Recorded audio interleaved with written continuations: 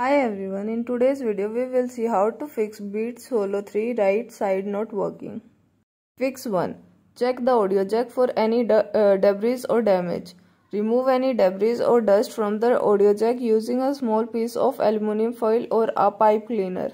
If the audio jack is damaged, you may need to replace it. Fix 2. Test the headphones with the auxiliary cable. Connect the headphones to a device using an auxiliary cable. If the right side works with the cable, the issue may be within the Bluetooth connection.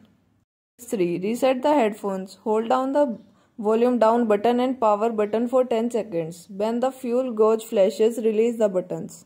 It is important to note if you are experiencing issue with only one ear playing with when connected to Bluetooth, it could be due to loss of connection in the aux jack or a problem with the Bluetooth transmitter. Fix 4. Contact Beat support. If the headphones still right side not working, consider reaching out to the Beat support for further assistance. They can diagnose the issue and suggest the best course of action, which may include repairing or replacing the headphones. Thanks for watching. If you find this video helpful, like it and share it with your friends. For more such helpful videos, subscribe to our channel.